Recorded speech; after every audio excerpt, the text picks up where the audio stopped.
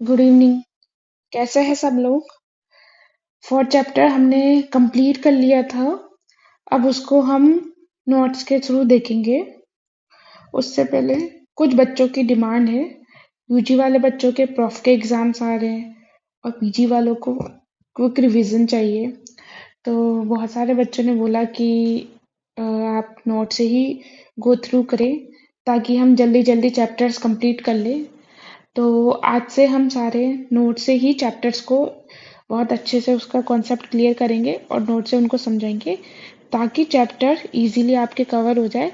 इसके बाद फिर आप बुक पे जा सकते हैं या फिर यहीं से आपका पूरा कंप्लीट जल्दी जल्दी सारा रिवाइज हो जाएगा।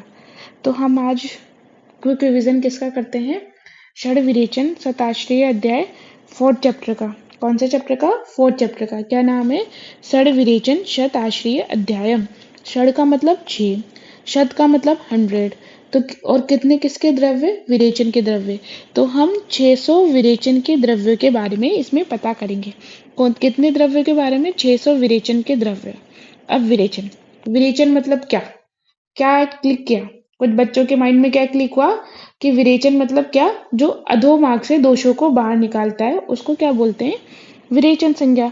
अब देखो, विरेचन का मतलब अधोमार्ग वाला ही नहीं होता है। इसका मतलब क्या होता है?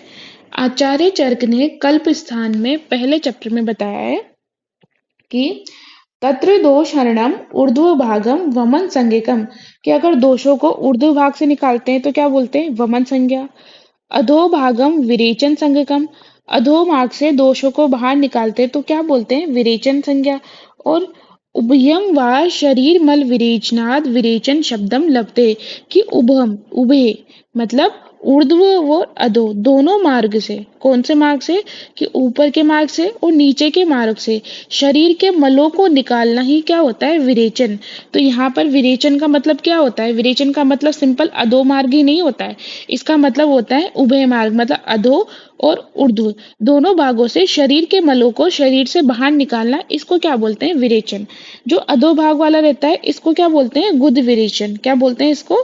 गुद विरेचन। पर इसको जनरली टर्म विरेचन ही संज्ञा दे देते हैं। तो यहाँ पर विरेचन का मतलब क्या है? ऊर्ध्व और अधो। विरेचन का मतलब ऊर्ध्व और अधो दोनों ही होता है और इसको अधो भाग वाले को भी हम विरेचन बोल देते हैं। तो यहाँ पर हम विरेचन मतलब होगा ऊर्ध्व और अधो। तो कौन सी औषधियों का निर्देश है यहाँ पे? उभय परिमार्जन औषधियों का। कौन सी औषधियों का? उभय परिमार्जन, जिसको हम उभय का मतलब जो अंत और बाह्य दोनों तरीके से यूज कर सकते हैं, वो वाली औषधियाँ। तो अब यहाँ पर जैसे क्वेश्चंस क्या बनेगा, वही कि कौन से चरक संहिता के कौन से अध्याय में उभय परिमार्जन औषधियों का वर्णन है? तो कौन से अध्याय में? फोर्थ चैप्टर में। इससे पहले हमने देखा था कौन से अध्याय में अंत परिमार्जन औषधियों का वर्णन है, कौन से अध्याय में बाह्य परिमार्जन औषधियों का वर्णन है। याद आया कुछ? दिमाग पे जोर डालो। अंत परिमार्जन औषधियों का वर्णन सेकंड चैप्टर में और बाह्य परिमार्जन औषधियों का वर्णन थर्ड चैप्टर में किया गया। ठीक है। अब यहाँ से हम चैप्टर की शुरुआत करते हैं। क्या है?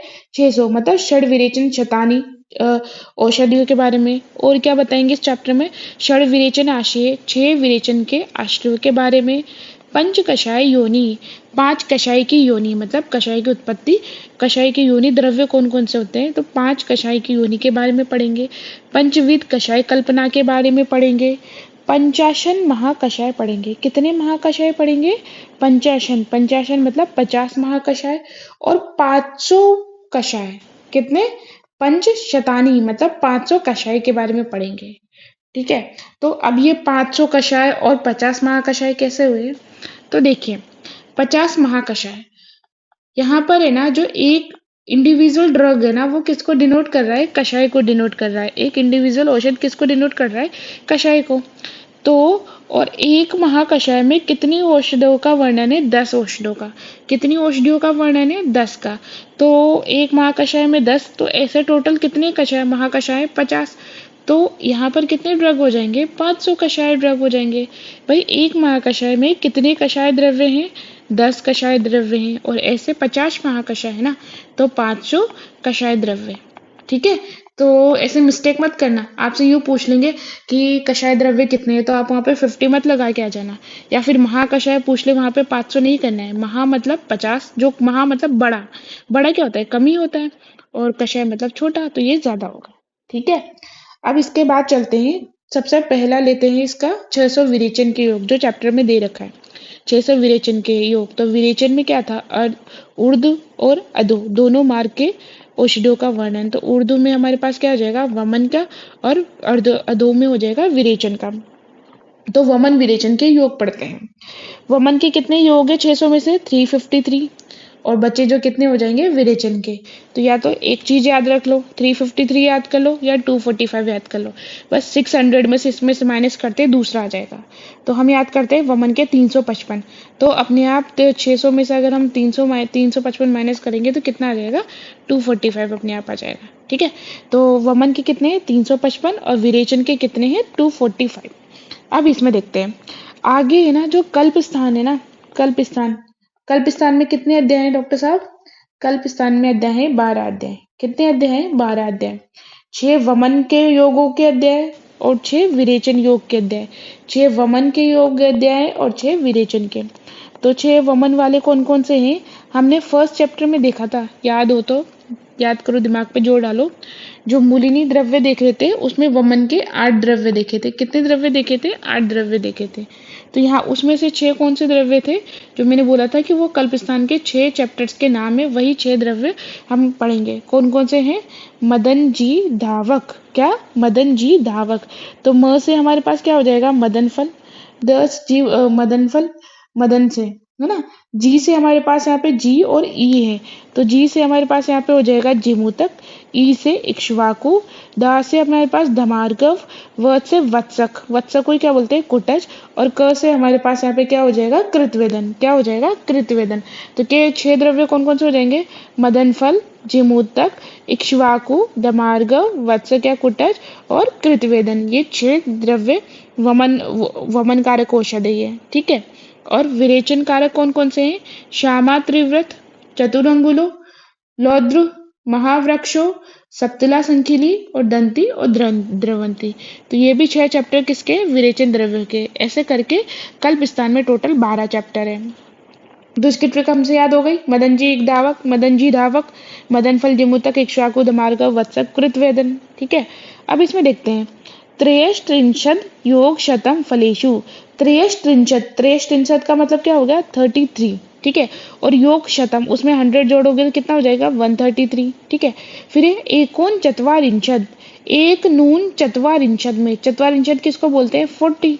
उसमें से एक न्यून मतलब उसमें से एक माइनस करेंगे तो क्या आ जाएगा? 39।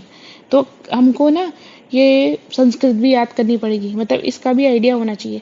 क्योंकि कभी कभी फिगर्स में नहीं दे करके हमें संस्कृत कोटेशन रूप में दे देते हैं, तो हम वहीं पे है ना कंफ्यूज हो जाते हैं। और सोचो उस क्वेश्चन को गलत करने पे कितना दुख होता होगा कि आंसर हमें पता है, बस हमें उसको लैंग्वेज फॉर्म में नहीं पता। ठीक है।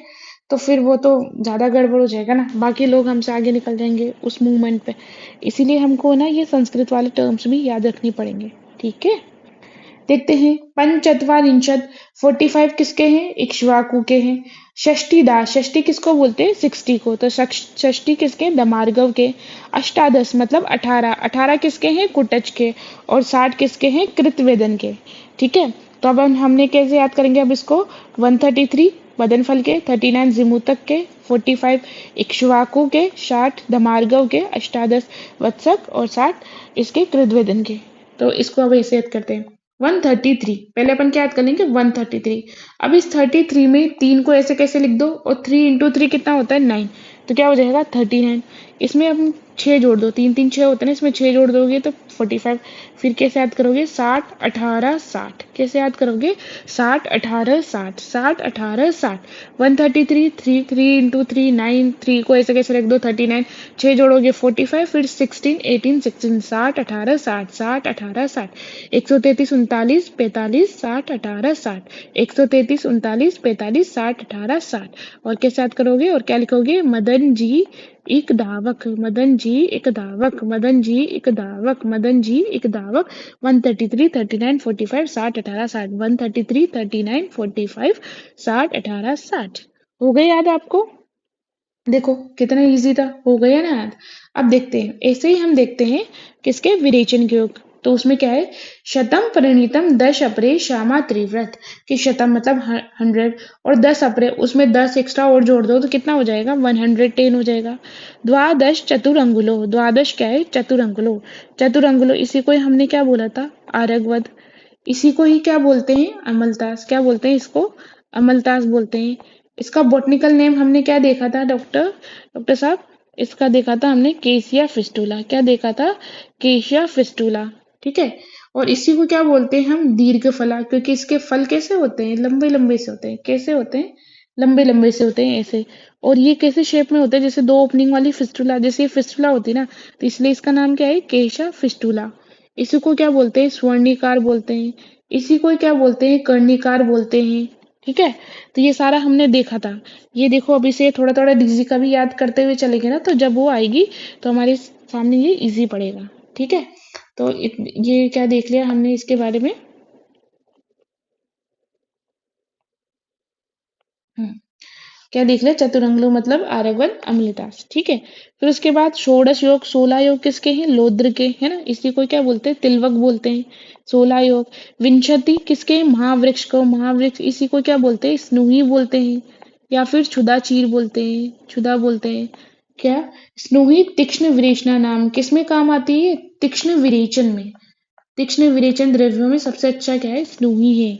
इसे चतुरंगलो हमारे पास क्या होता है, मृदु विरेचना नाम, ये मृदु विरेचन करवाता है, कौन, चतुरंगल, अमलतास, आर्यव्रत।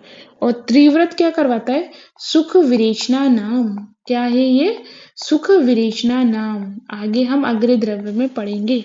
अग्र द्रव्य क्या होती है, एकल औषध, जो उसके लिए सही होता है, मतलब जैसे कि विरेचन के, सुख विरेचन के लिए कौन सही है, त्रिव्रत है। मृदु विरेचन करवाना है तो हम क्या लेंगे, चतुरंगुल लेंगे। और हमें तीक्ष्ण विरेचन करवाना है, मतलब जो तीव्र विरेचन करवाता है वो क्या होता है, महावृक्ष होता है, ठीक है।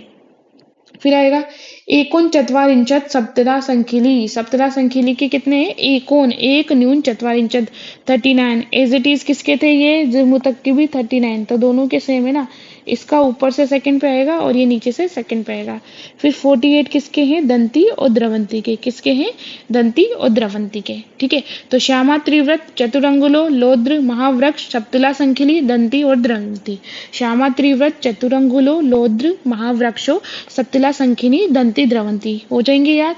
ऐसे नाम याद करने के बाद इसका कैसे, सीरीज कैसे याद करोगे, 110 क्या है ये, पहले 110, तो एक एक को एज इट इज रखो और एक एक दो, जैसे वहां पे कितना था 133, 3 को एज इट इज रखो, 3 3 मल्टीप्लाई 3 कितना हो जाएगा 9, और यहाँ पर एडिशन करना है 12।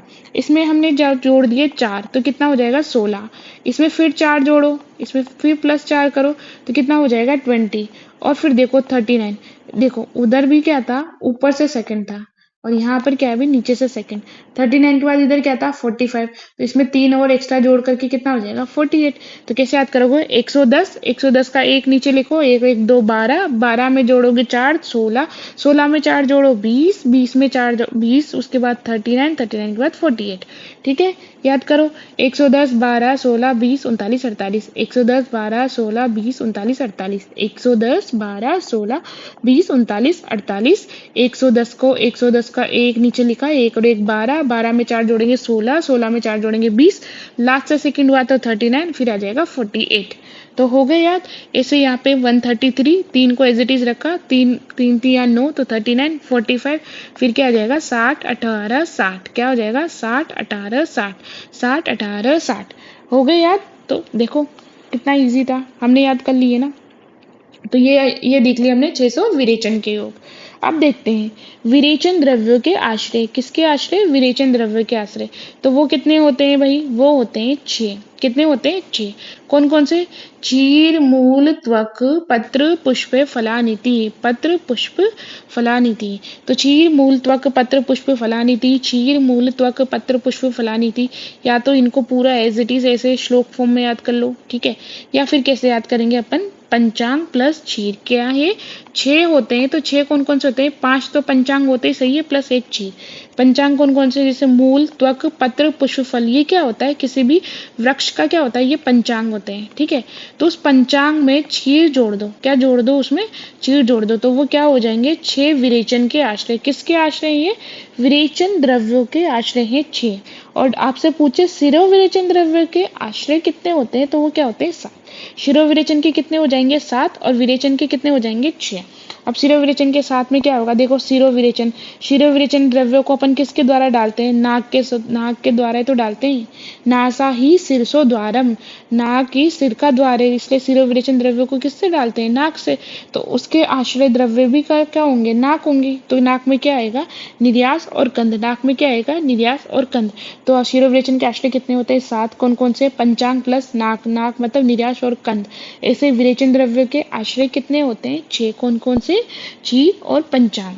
ठीक है, क्षीर और पंचांग हो गए यार। अब देखते हैं पंच कषाय योनि। क्या देखते हैं, पंच कषाय योनि। और क्या देखेंगे, पंच कषाय कल्पना। अब पंच कषाय योनि में क्या क्या होगी, कषाय योनिया मतलब जिनसे कषाय द्रव्यों की उत्पत्ति होगी। कषाय द्रव्यों की उत्पत्ति जिनसे होगी वो क्या होगी, उनकी योनिया होगी। और उन्हीं से अपन कल्पनाएं करेंगे। कितनी कल्पनाएं करेंगे, 5 कल्पनाएं करेंगे। कितनी कल्पनाएं करेंगे, 5। तो कषाय योनियों में क्या हो जाएगा, हम षड द्रव्य पढ़ते हैं, षड रस, मधुर, अम्ल, कटु, तिक्त, कषाय। क्या, मधुर, अम्ल, तिक्त, कटु, तिक्त, कषाय। तो रस तो कितने होते हैं, 6। तो उसमें क्या आता है, लवण आता है।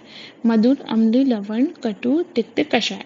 पर यहाँ पर कषाय योनि देखते हैं ना, उसमें लवण नहीं आता है। उसमें क्या नहीं आता है, लवण नहीं आता है। लवण क्यों नहीं आता है, उसको भी बताते हैं। पहले देखो, अब इन कषाय योनि से हम क्या करते हैं, कषाय कल्पना। इन योनियों से हम क्या करते हैं, कषाय की कल्पना करते हैं। कषाय कल्पना मतलब इसकी डिफरेंट फॉर्मुलेशन बनाते हैं। मतलब एक ही द्रव्य की अपन अलग अलग प्रोसीजर करके अलग अलग फॉर्मुलेशन बनाते हैं। क्या करते हैं, उस औषध की अलग अलग फॉर्मुलेशन बनाते हैं।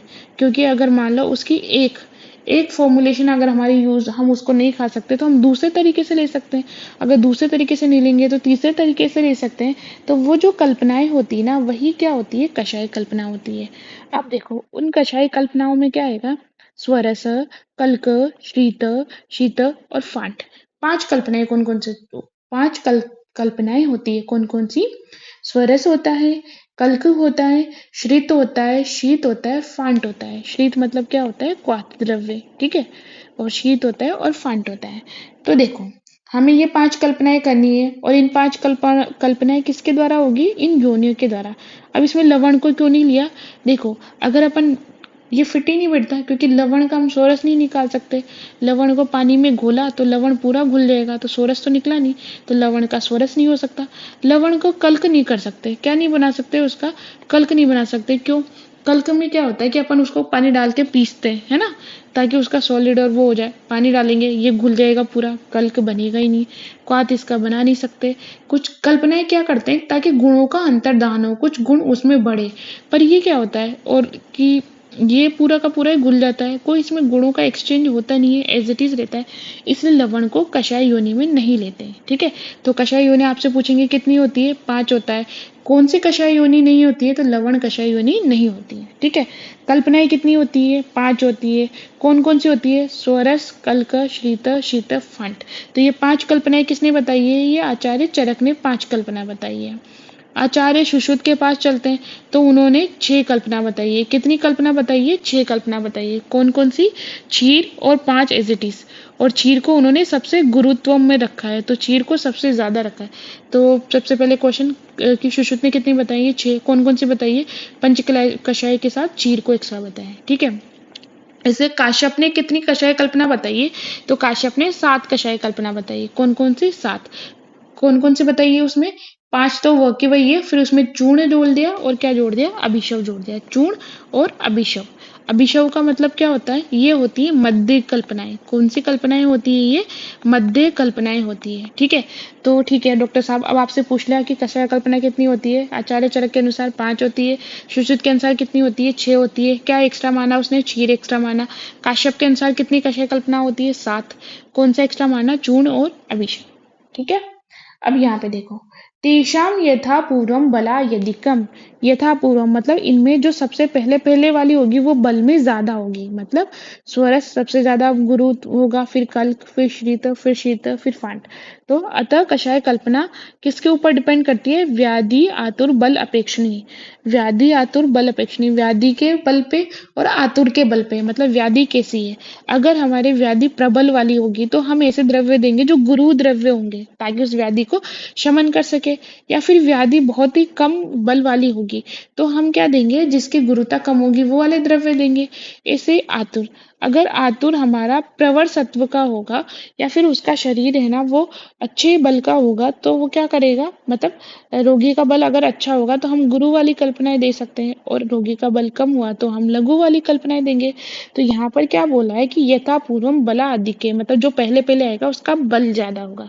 तो इसमें पहले क्या है? स्वरस। तो सबसे ज्यादा गुरु क्या होगा? स्वरस होगा। फिर से उससे कम गुरु क्या होगा? कल्क होगा। फिर उससे कम गुरु श्वेत होगा। फिर शीत, फिर फांट। तो गुरुता का कर्म इधर की साइड चलेगा।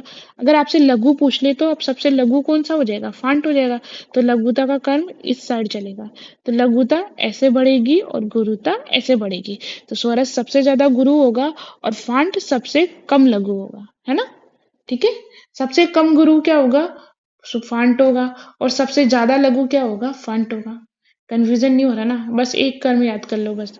कौन सा क्रम याद करोगे कि इधर जो जाएंगे वो गुरु होंगे सारे। ठीक है, हो गए। चक्रपाणी ने बल अधिक से क्या बोला? गुरुता अधिक बताया। चक्रपाणी ने ये जहाँ पे जो व्यादुरात्र अपेक्षणी बल ये था यथा पूर्वम बला अधिक्य, उसकी जगह पे क्या बोला है? गुरुता अधिक्य बोला है। ठीक है, अब इन कल्पनाओं के बारे में पढ़ते हैं। सबसे पहले आती है हमारे पास स्वरस कल्पना। कौन सी कल्पना आती है? स्वरस कल्पना। तो इसमें क्या है? यंत्र निष्पीड़िताद द्रव्याद रस स्वरस उच्यते, कि यंत्र के द्वारा उसको निष्पीड़ित मतलब उसको पीड़ित करके, है ना, उसको मरोड़ करके, उसको अच्छे से पीस करके, पीसना नहीं मतलब उसको पीड़न करके जो हम रस से निकलता है उसको क्या बोलते हैं? स्वरस बोलते हैं। क्या बोलते हैं? स्वरस होते हैं। मतलब यंत्र के द्वारा, जैसे अरे कोई, जैसे हमने कोई पत्ती ले ली, कोई प्लांट ले लिया, उसको यंत्र, जैसे गन्ने, यंत्र से यहाँ पे गन्ना याद करो। क्या याद करो? गन्ना। गन्ने को क्या करते हैं? गन्ने की मशीन में डालते हैं तो पूरा पीड़न होकर के उसका क्या निकल जाता है? स्वरस निकल जाता है। तो वही स्वरस होता है ना। तो यहाँ पर यंत्र के द्वारा जो निकालते हैं उसको क्या बोलते हैं? स्वरस होते हैं। पीड़न करके जो निकालते हैं। ठीक है। उसके बाद देखो, वाग्भट ने पट्ट पीड़ितात बोला है और शारंगधर ने वस्त्र निष्पीड़ितात बोला है। दोनों की बात सेम है। एक वस्त्र, एक जगह वस्त्र काम ले लिया, एक पट काम ले, मतलब कपड़े की सहायता से, मतलब उसको अच्छे से क्या करते हैं? कपड़े के अंदर रख करके मरोड़ दो पूरा, उसमें से स्वरस निकल जाएगा। ठीक है। तो पट पीड़ितात और वस्त्र निष्पीड़ितात। तो आपसे ऐसे क्वेश्चन पूछेगा कि यंत्र निष्पीड़ितात कौन बोलता है? चरक यंत्र निष्पीड़ितात बोलते हैं। पट निष्पीड़ितात कौन बोलता है? वाग्भट जी बोलते हैं। और वस्त्र निष्पीड़ितात कौन बोलता है? शारंगधर बोलते हैं। देखो सबकी बातें सेम है, बस शब्दों का खेल है, तो अपन को बस शब्द पकड़ना है। वस्त्र आते हैं हम शारंगधर पे टिक कर देंगे, पट आते हैं वाग्भट पे टिक कर देंगे, और यंत्र आते हैं किस पे टिक कर देंगे? चरक पे टिक कर देंगे। ठीक है। फिर उसके बाद कल्क क्या होता है? यह पिंडो रस पिष्टानाम स कल्क परिकृतित। यह पिंडो रस पिष्टानाम मतलब वो जो भी रस या जो द्रव्य होगा उसको पीस करके पिंड फॉर्म में बना लेना, उसको क्या बोलते हैं? कल्क परिकृतित। उसको बोलते हैं कल्क बोलते हैं। मतलब क्या हो गया? कोई भी अपने प्लांट लिया और उसको ऐसे पीस लिया, जो चटनी बनाते हैं ना, चटनी, उसी को क्या बोलते हैं? कल्क बोलते हैं। सिलबट्टे पे अपन ने जैसे मिर्ची वगैरह सबको रख लेते हैं, तो उसको जब पीस देते हैं तो वही क्या हो जाता है? कल्क हो जाता है। ठीक है, समझ में आ गया। और उसका जो स्वरस निकालना, रस निकाल लेते हैं, जैसे अदरक स्वरस निकाल लेते हैं, है ना, तो वो क्या होता है? स्वरस, गन्ने का स्वरस। ठीक है। अब इस कल्क के पर्याय क्या होते हैं? प्रक्षेप और आवाप। किसको बोलते हैं? कल्क को बोलते हैं। कल्क को और क्या बोलते हैं? प्रक्षेप और आवाप बोलते हैं। ठीक है। फिर उसके बाद चलते हैं क्वाथ। क्या चलते हैं यहाँ पे? ये कुछ कुछ शब्द है ना थोड़े मिसप्रिंट हो गए, इनको हम जब ओरिजिनल देंगे तो एकदम सही करके दे देंगे। ठीक है। तो क्वाथ, क्वाथ का क्या होता है? वहनो तो क्वथितम द्रव्य श्रित माहुष चिकित्सिका। क्या? वहनो मतलब अग्नि में, क्वथित द्रव्य, अग्नि में द्रव्य को उबालना, इसी को क्या बोलते हैं? श्रित। श्रित मतलब क्वाथ बोलते हैं, मतलब अग्नि की सहायता से द्रव्य को उबाल देते हैं और उससे जो गुण आ जाते हैं, तो इसी को बोलते हैं हम श्रित बोलते हैं। इसका पर्याय क्या है? क्वाथ, है ना। क्वाथ को क्या बोलते हैं, शीत बोलते हैं। ठीक है, फिर आता है शीत। शीत क्या होता है, द्रव्याद आपोथिता तोये तत् पुनर्निशि संसितात, कि द्रव्याद आपोथित, द्रव्यों को पोथित मतलब कुचलना, है ना, यहाँ पर क्या होता है, ये कुचलना, कूटना, कुछ भी मान लो, है ना, कि द्रव्यों को कूट करके मतलब यवकूट करके पुनः निशी, रात भर है ना उसको पानी में, तोए मतलब पानी, पानी में रात भर रख देंगे तो उसको क्या बोलते हैं, शीत बोलते हैं। अब देखो यहाँ पर अग्नि का संयोग नहीं है, हमने कुछ भी नहीं किया, बस यवकूट किया, उसको एक गिलास पानी में उस जो जो भी यवकूट द्रव्य है उसको पानी में गला दिया, रात भर गलाया, तो निशी से पकड़ लेना है। निशी मतलब रात, रात क्या होती है, ठंडी होती है, इसलिए इसका नाम क्या हो जाएगा, शीत हो जाएगा। तो द्रव्यों को यवकूट करके तो पानी में रात भर रख देते हैं, इसी को शीत बोलते हैं, इसमें अग्नि का कोई सहयोग नहीं है। ठीक है, अब देखो फिर आता है फांट। फांट का बहुत यहाँ पर बहुत ही हैबिचुअल क्वेश्चन पूछा जाता है, बहुत इंपॉर्टेंट क्वेश्चन है जो बार बार आता है, याद भी रखना है। चूर्ण द्रव्य है, आपसे पूछ लेंगे कि चूर्ण द्रव्य किसका पर्याय है ना, चूर्ण द्रव्य किसका पर्याय है, तो अपन ऐसा लगता है कि यार ये तो चूर्ण है, चूर्ण जैसा है, फांट पे नहीं जा पाते अपन, तो चूर्ण द्रव्य किसका पर्याय है, फांट का पर्याय है। पहला क्वेश्चन तो यही याद रख लेना। फिर इसका, अब इसका देखते हैं, क्षिप्तम उष्ण तोये, यहाँ पर रखना है मृदितम तम तत् फांटम प्रकृतित, क्षिप्तम यानी डाल करके रखना है किसमें, उष्ण तोय में, गर्म पानी में, जो भी हमारे जो औषध है उसको गर्म पानी में डाल करके रखते हैं, है ना, उसको क्या बोलते हैं, फांट बोलते हैं।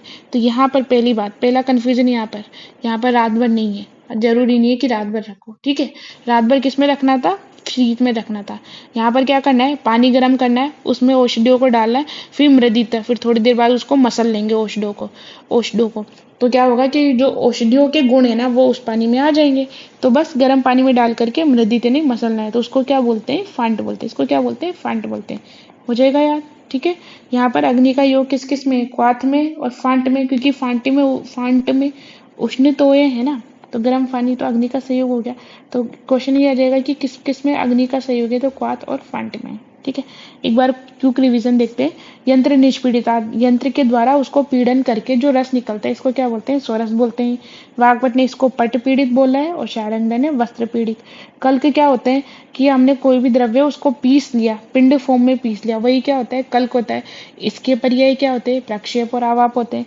क्वाथ किसको बोलते हैं, वहनो मतलब अग्नि में द्रव्य को क्वथित करना, क्वथित द्रव्य, इसी को श्रित बोलते हैं, और श्रित का पर्याय क्या होता है, क्वाथ होता है। फिर शीत क्या होता है, द्रव्याद आपोतित मतलब द्रव्यों को आपोतित कुचलना, कूट करके, यवकूट करके रात भर पानी में रखना, इसको क्या बोलते हैं, शीत बोलते हैं। फांट का पर्याय क्या होता है, चूर्ण द्रव, उष्ण पानी में इसको रख करके मृदन करना, ये क्या होता है, फांट होता है। ठीक है, तो ये थी हमारे पास यहाँ पे 5 कषाय कल्पना। ठीक है, कषाय कल्पना क्यों करते हैं, ताकि हम है ना अलग अलग प्रकार से औषध को दे सके। अगर सोरस नहीं दे सकते तो उसकी जगह पे हम उसका कल्क दे सकते हैं, कल्क नहीं दे पाए तो उसका क्वाथ दे दो उसी औषध का, अगर उस औषध का क्वाथ नहीं दे पा रहे तो उसको शीत बना करके दे दो, या फिर उसको फांट बना करके दे दो, है ना। तो ये डिफरेंट फॉर्मुलेशंस करना, ये हो गई कषाय कल्पना। अब चलते हैं मेन पार्ट जो हमारा है वो क्या है, पंचाशन क्या है, महाकषाय, और 500 क्या है, कषाय। 500 तो कषाय और पंचाशन महाकषाय, इसके बारे में देखते हैं। अब देखो, सबसे पहले चरक ने ये जो महाकषाय है इनका नामकरण किस आधार पर किया है। ठीक है, चरक ने किस आधार पर किया है, कर्म के आधार पर। जैसे कि वमनोपग महाकषाय है तो वो क्या करेगा, वमन वमन प्रोसेस में सहायता करेगा। ठीक है, जैसे कि भृंगणीय महाकषाय है तो वो क्या करेगा, भृंगण करेगा, शरीर का भृंगण करेगा। तो वो किसके आधार पर नाम रखा है इनका, कर्म के आधार पर। ठीक है, टोटल कितने द्रव्य हैं, 274। कितने द्रव्य हैं, 274। अब आप बोलोगे कि ऐसे तो 600 बताए थे, अब यहाँ पे टोटल कितने द्रव्य हैं, तो 600 तो वो क्या बताए थे हमने, 600 हमने बताए थे विरेचन के योग। कितने योग बताए थे, विरेचन के योग। ठीक है, और कितने बचाएंगे, 500 कषाय। कितने कषाय बताएंगे, 500 कषाय। तो आप ऐसे बोलोगे यार आपने शुरुआत में बोला था कषाय मतलब एक ड्रग को डिनोट करता है, तो 500 आने चाहिए थे ना, 274 क्यों आए। तो देखो 274 इसलिए आए हैं, यही हमारे आचार्य अग्निवेश भी पूछेंगे पुनर्वसु आत्रे से कि हे भगवान ऐसे तो पूरे 500 कषाय संख्या में पूरे नहीं हो रहे हैं, आपने तो बोला था 500 करेंगे, ये तो 274 ही हो रहे हैं। तो फिर भगवान आत्रेय बोलेंगे कि बुद्धिमान लोग ऐसी बातें नहीं करते हैं, ये हम लास्ट में देखेंगे। क्यों? क्योंकि कुछ कुछ ड्रग्स है ना यहाँ पे रिपीट हो गई है ना। जैसे मुलेठी कितनी बार आई है? 11 बार आई है। पिपली कितनी बार आई है? 9 बार आ गई है। भदर और अबे कितनी आ गई? 7 बार। ऐसे और भी ड्रग है जो रिपीटेड हो रही है, ठीक है। तो वो रिपीटेड हो रही है तो वो उस महाकषाय में तो अपना काम कर रही है, ठीक है। पर उनको ओवरऑल देखेंगे तो एक ही तो होती ना, कि एक ही इंसान 2 4 5 काम करता है। मतलब एक ही इंसान है ना, वो उसके अलग अलग पद होता है। वो एक ही इंसान होता है, वो एक बेटा होता है, वही एक है ना हस्बैंड होता है, वही जो रहता है वो टीचर हो सकता है ना। तो एक ही इंसान के बहुत सारे पद होते हैं, पर होता तो एक ही इंसान है ना। वैसे ही यहाँ पर है ना एक ही औषधि ना बहुत अलग अलग महाकषाय में रिपीट है, पर होती तो एक ही है ना। तो द्रव्य तो एक ही हुआ, इसीलिए द्रव्य कितने? 274। उसमें मुलेठी कितनी बार रिपीट हो रही है? 11 बार। पिपली 9 बार। बदर अबिया 7 बार। तो याद कर लोगे, मुलेठी 11, पिपली 9, बदर अबिया 7। बाकी और भी है, पर ये मेजर मेजर याद रखनी है, ठीक है। फिर उसके बाद ऐसे चरक ने तो क्या दे दिए? महाकषाय दे दिए, ठीक है। चरक ने क्या दिए? महाकषाय। और सुश्रुत ने क्या दिए? गण दिए। सुश्रुत ने क्या दिए? ऐसे ही जो इन द्रव्यों का जो क्लस्टर फॉर्म में वो उसको किस में दे दिया? गण फॉर्म में दे दिया। तो सुश्रुत ने कितने गण दिए? 37 गण। कितने गण दिए? 37 गण। और चरक ने महाकषाय कितने दिए? 50 महाकषाय। अब वो कैसे दिए? ये प्रमुख औषधि के आधार पर, मतलब इसके गणों का नाम है ना उस पूरे गण में, मतलब जैसे मान लो 10, जैसे 12 औषधि, 12 एक गण में 12 औषधि हैं, तो उसमें जो मेन औषधि कौन सी है? तो प्रमुख औषधि के नाम पर उस गण का नाम रख दिया, ठीक है। तो आचार्य सुश्रुत ने प्रमुख औषधि के आधार पर नाम रखा और चरक ने कर्म के आधार पर नाम रखा। और सुश्रुत के कितने द्रव्य हैं? 290 द्रव्य। और चरक ने कितने हैं? 274 द्रव्य, ठीक है। 274 द्रव्य। अब सबसे पहले हम चलते हैं जीवनियादी वर्ग। 50 महाकषाय पढ़ेंगे ना, उसमें सबसे पहला है जीवनियादी वर्ग। और उसमें कितने हैं? 6 हैं। कितने हैं? 6।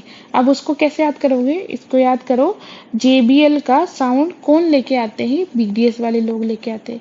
कौन लेके आते हैं? BDS वाले लोग। JBL का साउंड आता है ना, तो वो कौन लेके आते हैं? BDS वाले लोग। कैसे?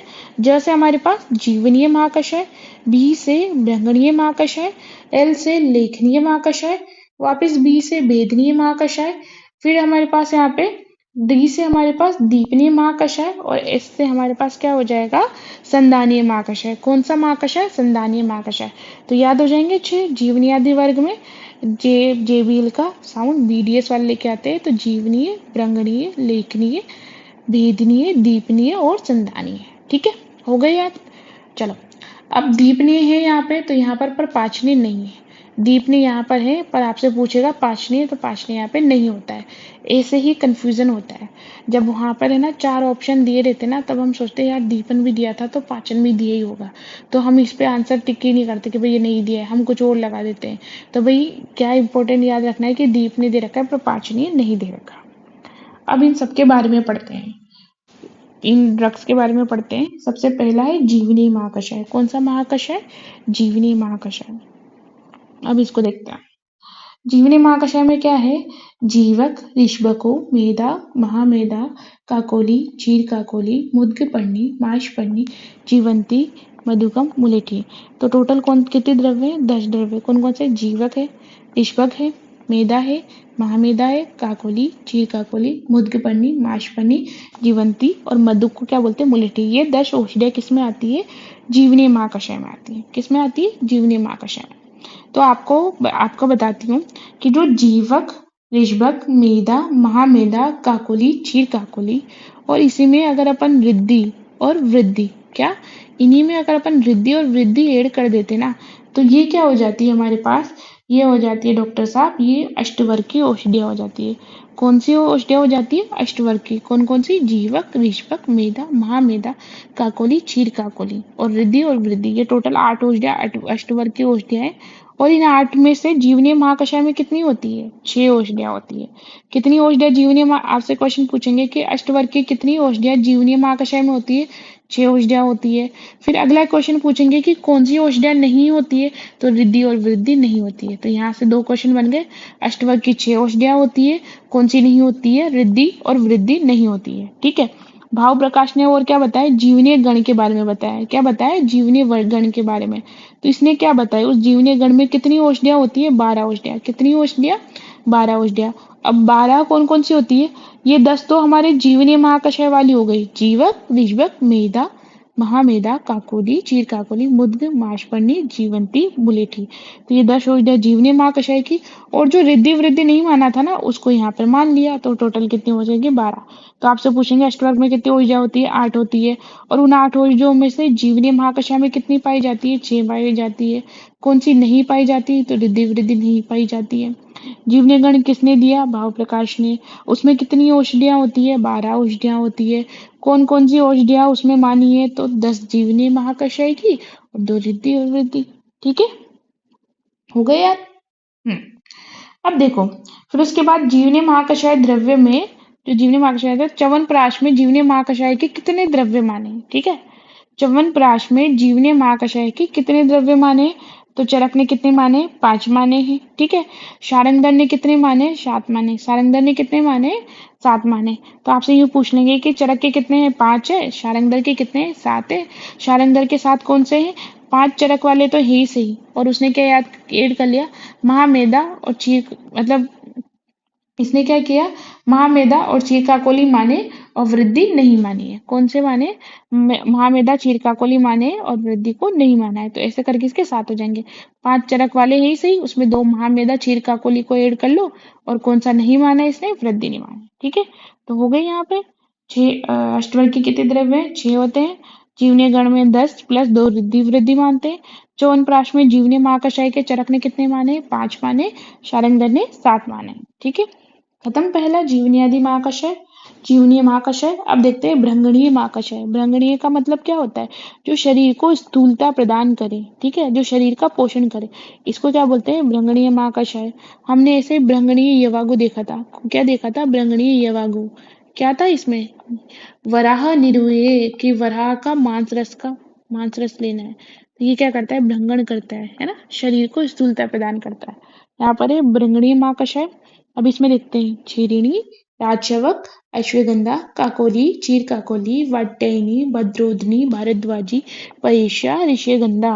ठीक है, तो क्या क्या है, छीरिणी है, राजशवक है, अश्वगंधा, काकोली, चीर काकोली, वाट्यायनी, भद्रोधनी, भारद्वाजी, परीक्षा, ऋष्यगंधा। ये 10 द्रव्य क्या है, भ्रंगणीय महाकषाय के अंदर आती है। देखो, आपको ना यहाँ पर पूरे पूरे कोटेशंस याद नहीं करने हैं। हमको क्या करना है, बस जो इनके मेन जो इम्पोर्टेंट ड्रग्स है जिनसे क्वेश्चंस आते हैं, वो वाले क्वेश्चन, बस वो उन वाले ड्रग्स को माइंड में रखना है। जैसे यहाँ पर क्या आएगा, यहाँ पर आएगा अश्वगंधा, है ना, अश्वगंधा ये किस में आता है, भ्रंगणीय महाकषाय में। वाट्यायनी, भद्रोधनी, भारद्वाजी ये किस में आते हैं, भ्रंगणीय महाकषाय में। तो आप कैसे याद करोगे, भारद्वाजी, भरद्वाज है ना, भ्रंगण है ना, किसको भ्रंगण करने के लिए, भद्रोधनी और वाट्यायनी को भ्रंगण करने के लिए अश्वगंधा को किसके साथ दिया, क्षीर के साथ दिया। क्षीर के साथ अश्वगंधा, भरद्वाज, वाट्यायनी और भद्रोधनी को देते हैं भ्रंगण करने के लिए। ठीक है, ऐसे कहानी बना लो कि भरद्वाज भ्रंगण करने के लिए क्षीरणी और अश्वगंधा किसको देते हैं, वाट्यायनी, भद्रोधनी को। ताकि क्षीरणी से जो शुरू होगा वो कौन सा महाकषाय है, भ्रंगणीय महाकषाय। फिर बीच में आपसे अश्वगंधा पूछ लेगा तो किसमें आता है, भ्रंगणीय में, वाट्यायनी, भद्रोधनी और भारद्वाज। ठीक है, हो गए यार। फिर देखते हैं हम लेखनीय महाकषाय। कौन सा महाकषाय, लेखनीय महाकषाय। तो लेखनीय में क्या आता है, मुस्त, कुष्ठ, हरिद्रा, दारु हरिद्रा, वचा, अतिविषा, कटुरोहिणी, चित्रक, चिरवल, हेमवती। ये क्या है, लेखनीय महाकषाय में। तो कैसे याद करोगे, मस्त लिखते जाओ हरिद्रा द्वय के साथ, और क्या लो, चीची लो। मस्त लिखते जाओ हरिद्रा द्वय के साथ और चीची लो। तो मस्त से कहाँ से शुरू हो रहा है, मुस्त, कुष्ठ, हरिद्रा, दारू हरिद्रा।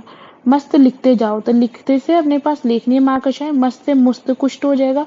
हरिद्रा द्वय तो हरिद्रा, दारू हरिद्रा के साथ, और चीची, चित्रक, चिरवल और चीची लो। क्या लो, चीची लो।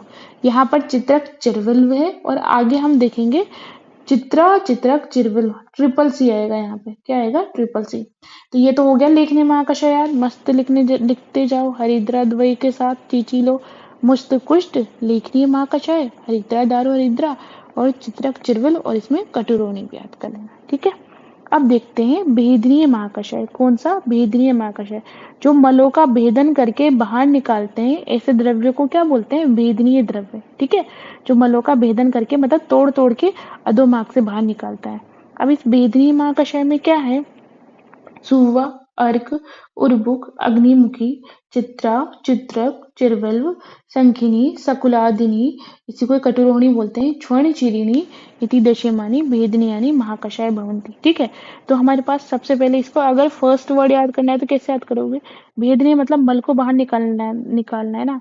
तो मल को बाहर अपन कब निकालते हैं? सुबह सुबह निकालते हैं। तो इसको कैसे याद करोगे? जो सुबह से शुरू होगा वो भेदनीय महाकषाय होगा। ठीक है, फिर क्या है?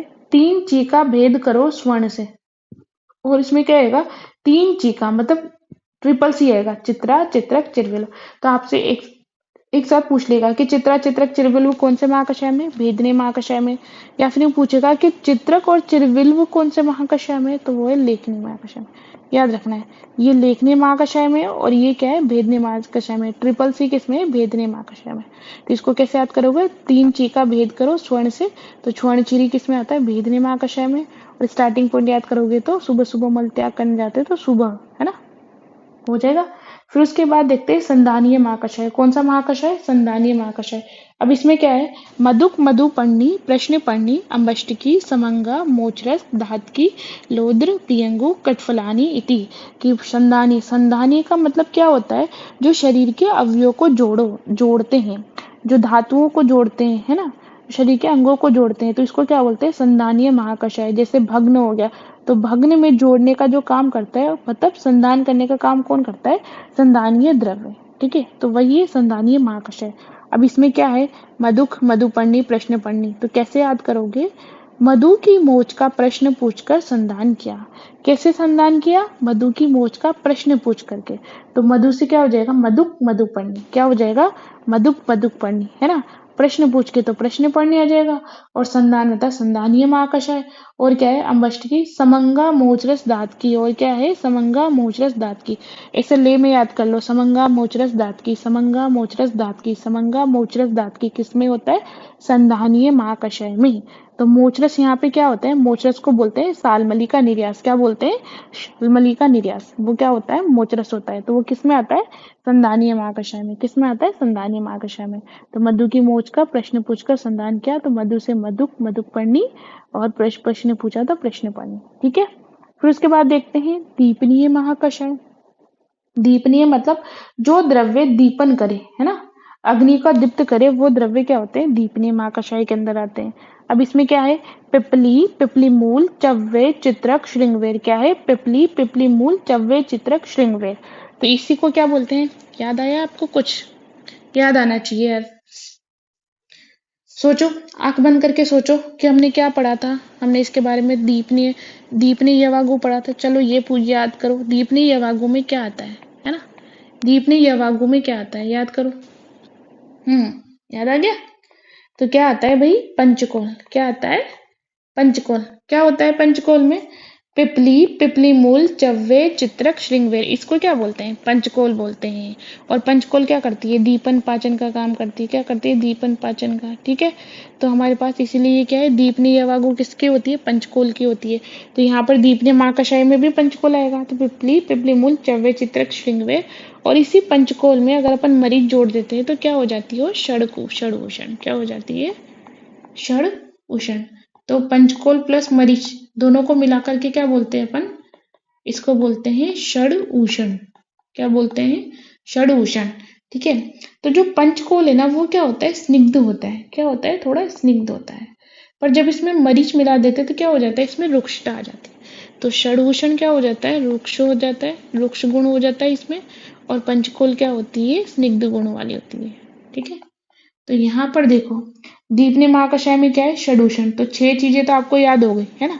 अब अपन को करनी है 4 चीजें। क्या? अम्लवेतस, अजमोदा, बल्लातक, अस्थि, हिंगू, निर्यास। तो इसको कैसे करोगे? आ हिंगू, निर्यास, है ना। दीपन करने के लिए आ हिंगू, हिंगू, भल्लातक, भल्लातक, हिंगू। ठीक है, कैसे याद करोगे? आ भल्लातक, हिंगू।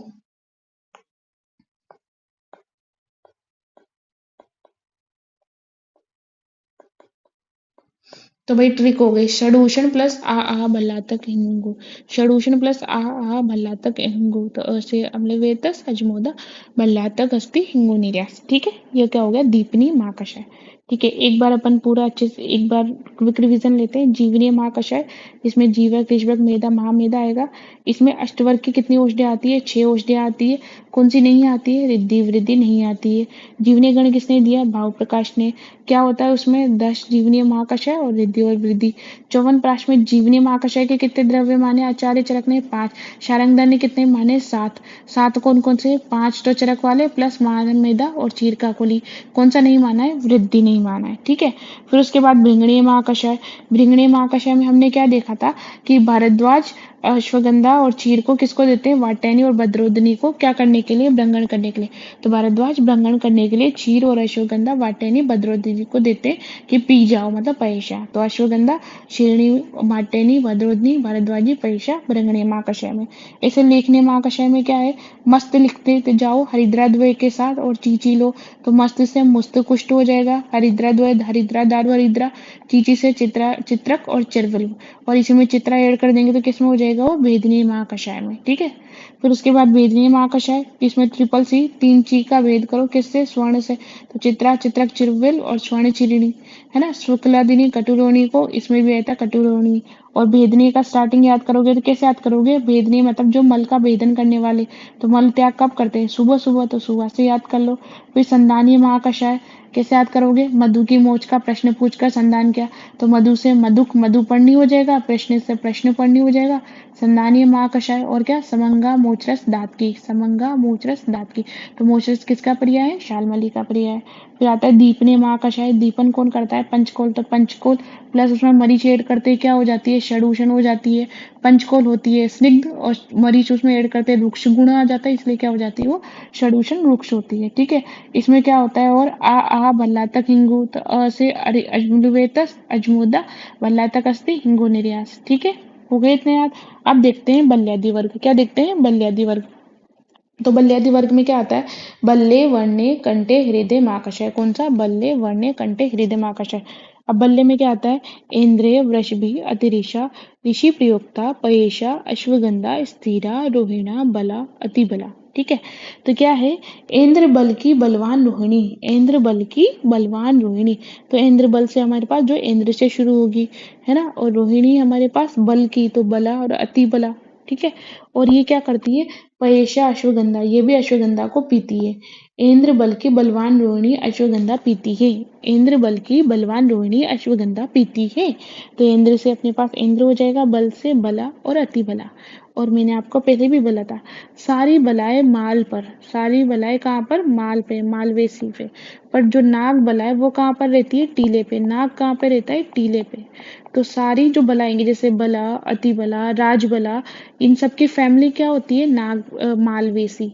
पर जो नाग बला है, नाग कहाँ पे रहता है, टीले पे। तो टीलियसी फैमिली किसकी रहती है, नाग बला की। ठीक है, तो यहाँ पे पूछे बल्ले महाकषाय के इंद्र बल की बलवान रोहिणी अश्वगंधा पीती है। इंद्र बल की बलवान रोहिणी अश्वगंधा पीती है, तो इंद्र से इंद्र हो जाएगा, बल से बलाति बला, रोहिणी से रोहिणी, और अश्वगंधा पीती है तो पयेशा अश्वगंधा। और पयेशा अश्वगंधा किस में भी था, भृंगणीय महाकषाय में। तो यहाँ से क्वेश्चन हो जाएगा, पयेशा अश्वगंधा, ये पूछ लेंगे पयेशा अश्वगंधा कौन कौन से महाकषाय में होती है। तो आपको 3-4 ऑप्शन देंगे, तो क्या क्या याद रखना है कि भृंगणीय और बल्ले दोनों महाकषाय में पाई जाती है। ठीक है, अब यहीं पे कुछ नोट है एक विमर्श का, कि अमाशय में हम कौन से द्रव्य देते हैं, तिक्त द्रव्य। कौन से द्रव्य देते हैं, तिक्त द्रव्य। तो कैसे क्या, क्योंकि तिक्त क्या करता है, पाचन का काम करता है। तिक्त क्या करता है, पाचन का काम करता है। और अमाशय में कौन सी बीमारियां होती है, जो अगर खाना सही से नहीं पचेगा तभी अमाशय में रोग होंगे ना, तो उसके लिए तिक्त द्रव्य जो पाचन कर देंगे। तो इसको कैसे याद करोगे, आती से याद करो। हृदय में कौन से द्रव्य देते हैं, हृदय के लिए अर्जुन सबसे अच्छा होता है, सबको पता है। पेशी के लिए कौन से द्रव्य अच्छे होते हैं, कषाय और अम्ल। कौन से, कषाय और अम्ल। तो इसको का से याद करो, या फिर इसको पाक से भी याद कर सकते हो। किससे याद कर सकते हो, पाक से। तो प से पेशी, और इससे क्या हो जाएगा, अम्ल कषाय, कषाय अम्ल। ठीक है, कैसे भी याद कर लो। सुषुम्ना मतलब हमारे पास यहाँ पे स्पाइनल कोड, सुषुम्ना किसको बोलते हैं, स्पाइनल कोड को। इस पे कौन काम करता है, कुपीलू जो रहता है वो स्पाइनल कोड पे काम करता है। किस पे काम करता है, स्पाइनल कोड पे काम करता है। तो इसको कैसे बोलेंगे, सुक्कू। सु से सुषुम्ना, क से कुपलु। ठीक है। नाड़ी संस्थान पे कौन काम करता है? नगर, तगर। कौन काम करता है नाड़ी संस्थान पे? तगर। तो इसको कैसे याद करोगे? नाता, ना और ता। तो नाड़ी संस्थान पे तगर काम करता है। और रक्त पे अपन को पता है हीमोग्लोबिन के लिए आयरन की जरूरत होती है, तो क्या हो जाएगा उसका? लोह। ठीक है। तो आमाशय पे तिक्त द्रव्य आती। हृदय पे सबसे अच्छा कौन सा होता है? अर्जुन। पेशी पे कौन सा होता है? कषाय अम्ल। तो पाक से याद कर लो या का से याद कर लो। सुषुम्ना पे सुकु, सुषुम्ना कुपिलु। नाड़ी पे नाता, नाड़ी और तगर। और रक्त पे लोह काम होता है। ठीक है। फिर इसके बाद देखते हैं वर्ण्य महाकषाय, है ना, जो कलर कॉम्प्लेक्शन के लिए आता है, मतलब जो हमारे प्राकृत वर्ण को बनाए रखे ऐसे द्रव्य कुछ में आते हैं वर्ण्य महाकषाय में। ठीक है। इसमें कहेगा चंदन, तुग, पद्मक, उशीर, मधुक, मंजिष्ठा, सारिवा, पयेशा, सीता, लता। देखो यहाँ पर क्या आता है? वर्ण है, तो वर्ण के लिए सबसे अच्छा कौन सा होता है? चंदन। तो चंदन से शुरू वाले द्रव्य किस में आएंगे? वर्ण्य महाकषाय में। या फिर देखो इसमें और क्या पूछते हैं कि क्या इसमें हरिद्रा होता है? अपन संतूर का आता है ना, हल्दी और चंदन के गुण से नहाए संतूर, है ना, हल्दी चंदन गुण। वो क्या करता है? संतूर की मम्मियाँ कैसी होती है? गोरी गोरी। उसको नहाने से इंसान क्या हो जाता है? सुंदर हो जाते हैं। तो यहाँ पर देखो वर्ण के लिए हरिद्रा ही नहीं है। वर्ण महाकषाय में कौन सा द्रव्य नहीं है? हरिद्रा नहीं है। हम सोचते हैं हल्दी, तो भाई हल्दी लगाते तो इंसान गोरे होते हैं, तो हल्दी होना चाहिए, पर हल्दी नहीं, याद रख लेंगे। और किससे शुरू होता है? चंदन से। फिर उसके बाद देखते हैं कंठे महाकषाय। कौन सा महाकषाय? कंठे महाकषाय। इसमें क्या आएगा?